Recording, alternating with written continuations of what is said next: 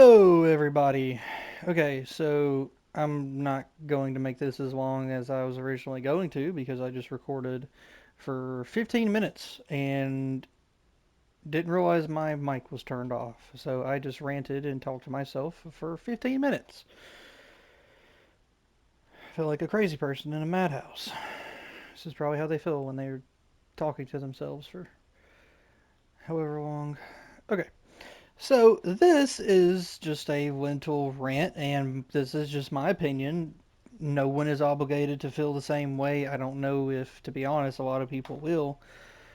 But this, in my opinion, these are the reasons why I think AWTD was and can be again the king of anime tower defense games.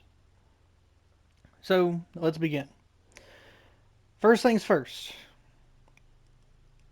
AWTD has always excelled in doing one thing that no other anime tower defense game has ever managed to be able to do, and that's people being able to use the same older units for newer content. Now, this isn't so much as true with the latest updates on AWTD because they power crept a lot, made the newer units just do insane amounts of damage for absolutely no reason at all. This is mainly going to be me talking about Prime AWTD, and this is coming from someone who did play Prime AWTD. I've been playing AWTD. I haven't played it since I think the last time I played it was when Saitama came out, and then or when Saitama got his evolution. And I think the last person I evolved was All Might. So obviously, I'm not as high of a level as someone who had been continuously playing the game. I'm only almost level 700. But this. So, one thing AWTD has always done, like I said, is obtaining, you being able to use this, older units for newer content. Now, the way they do this, and there's still no other anime tower defense game that does this like AWTD. It is their teams. The way you build teams, because every team has. Why is there something next to me? Um, okay, they're not next to me so much as they're walking in place. Okay. Anyways, so one thing that they've always sold at is their categories. So the way the categories work is kind of similar to UTDX with their relics, where every character has a tag. This kind of works the same way. So these are all the different categories. There are a absolute ton. But for instance, if I go to Savior of the Earth category, so these are all Savior of the Earth. Now these are mainly going to be, um, I want to say Dragon Ball Z, My Hero Academia, One Piece units, Naruto. Well, I mean, there's actually a lot of people in here. This okay. There's a lot. There's a lot more characters in here than I thought there was. Why is he? There we go. Okay, I didn't know why he was in Super Saiyan 3 form. Anyways, so with every character, it's like if I go to Gogeta, for instance, these are all the categories he has. Now, with categories, what that opens the playing grounds up to is you can put him on any team that's on this category. Now, not necessarily, you don't necessarily have to put him on a team in just that category. You can put him on a team with anybody.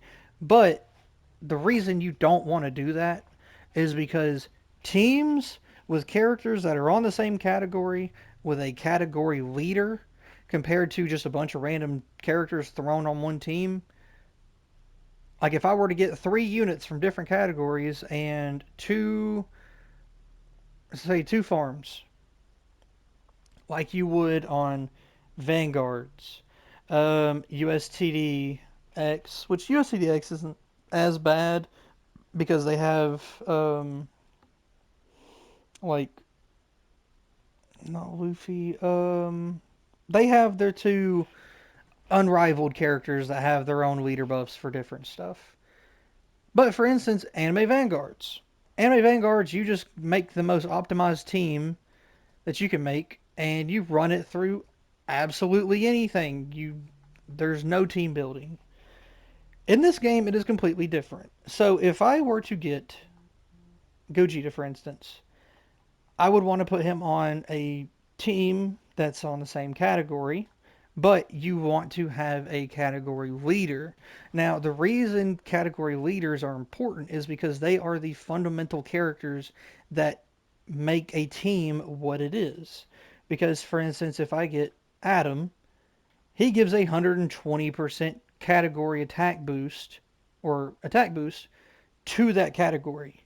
So the damage without a category leader compared to the damage with like so the damage with a category leader compared to the damage without one is astronomically different.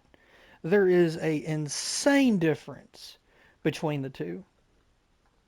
And the reason that sets AWTD aside from every other game is because every unit, every unit in the game is usable. Now, some characters are not usable on the in-game content. Like, for instance, I couldn't take um, a rare string mage or a rare last master, one of these characters. I couldn't take them, or Kakashi, for instance. I couldn't take them to in-game where the people have billions of health because for some reason they broke the balancing of the game and wanted to make the last couple of characters they came out with do millions upon millions of damage, which makes absolutely no sense. Because, for instance, if I look here, Esquimor does 35k damage. And then if I look at, well, let's just see one of the newer characters that I got, because I don't even like him. He does 100k damage. There's a very big difference there. Which, granted, he is also an MR, and the other Escanor is only a mythic, or a whatever that rarity is called. But anyways, I'm getting sidetracked. But that's one of the things that sets AWTD aside from every other anime tower defense game there is. Because, for instance, in USTDX, one of my favorite units, one of my favorite characters is Virgil and Dante. I love Virgil and Dante. I love the show. I love the games. Virgil and Dante came out maybe 3-4 updates ago, and they are completely useless. Now, they're not completely useless. You can still use them in some medium game content to early game content. But there's no world where I am using them over Beast Gohan, Perfect Max Cell. There's just no way. I'm never doing that. Because even though I love those characters, there's no reason to do that. But in this game, if I want to use Super Saiyan 4 Goku, if I want to build a full Dragon Ball Z team, I can do it because there's a category for it. If I want to build a full Fire Force team, I can do it because there's a category for it. Full One Punch Man, full My Hero, full any category, you can pretty much use any. If I want to make a full Bleach team, I probably could. Now, are they as good as other characters? No, because of the most recent balancing. And to be honest, this game's balancing and the core mechanic of the leader skills and building teams has gone completely downhill since traits came out. Now, the traits aren't as busted as other anime tower defense games, but they're still ridiculous and they completely destroy the balancing of the game. Pre-trait AWTD was the king of anime tower defense games because every unit was usable on any form of content depending on if that you could get a category buff or if that category was effective or not against that level. So what I mean by that is in every stage in this game, so if I go to raid modes, so in raids, let me get this off here. So you can see here, Savior of the Earth, the category I was looking at earlier. It has a 50% category damage buff for this stage. And it's like this for every single stage in this game. Every single one. Now, even though you want to use these categories for these stages, you don't have to. Because since they started buffing the damage of every character that they were coming out with to the sky, and since traits came out, you can use whatever team you want on any of these as long as they're in meta. Now, the reason I think current AWTD is nowhere near as good as it used to be is because one, traits, two, characters, just the newer characters just doing so much damage that it just makes you using a old team completely just useless. It throws their core mechanic of the game that made it fun straight out the window. Completely out the window. The the core mechanic that made it fun to where you had to go through, build a certain team because every team was useful against different forms of content because you wanted that little bit of damage buff to be able so your characters would do better on those stages. But since you get traits, as long as you just get a good trait on that character, you don't need the damage buff from the stage. So it doesn't matter. And then for instance, I can't take if I wanted to take let's see here. For instance, Gojo's still a really good character. Who's a character that I really like who is just absolutely garbage now? Um, lo and behold,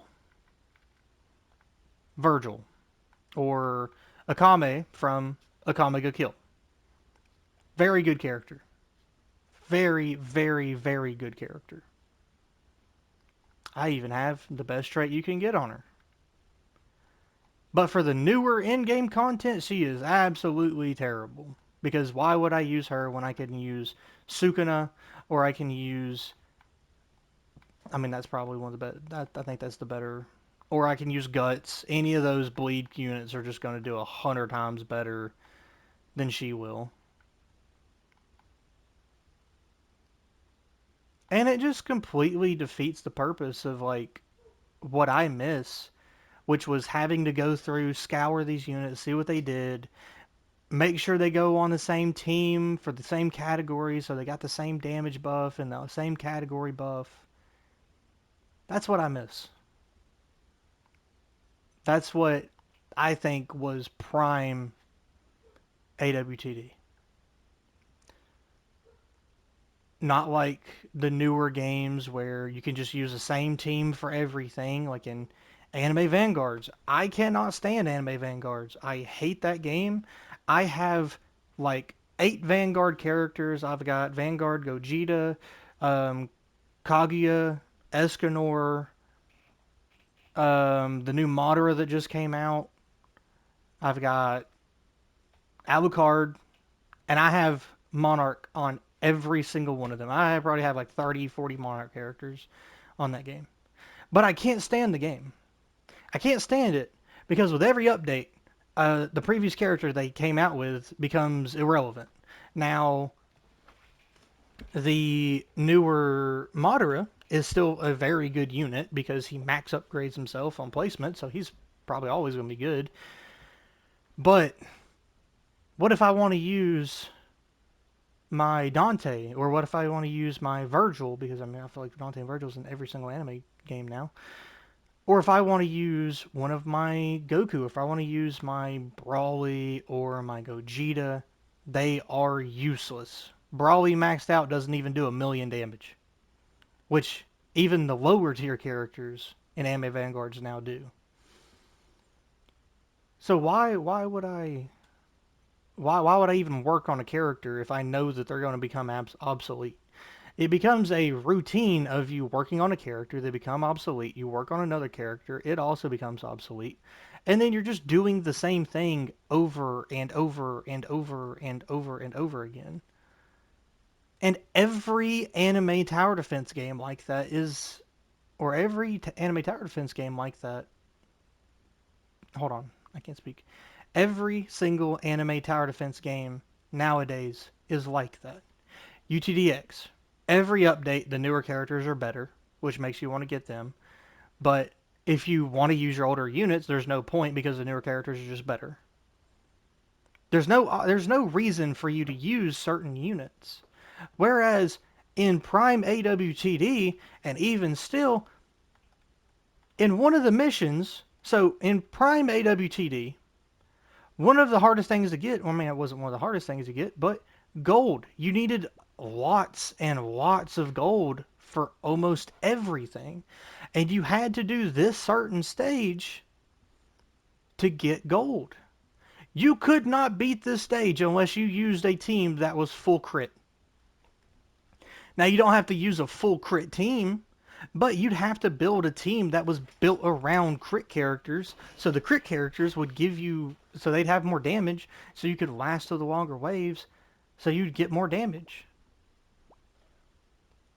But I mean, every character in the game now, I feel like, has crit, or goes past crit, or gets rid of it, or anything like that. So what's the point? But honestly, the game's fixing to update. I'm excited for it. I hope with this new update they change a lot of things. They say that the game's going in a good direction. Maybe they'll see this video and they'll get some insight from it. Maybe not. Maybe no one will even see this video. I don't know. I'm just ranting.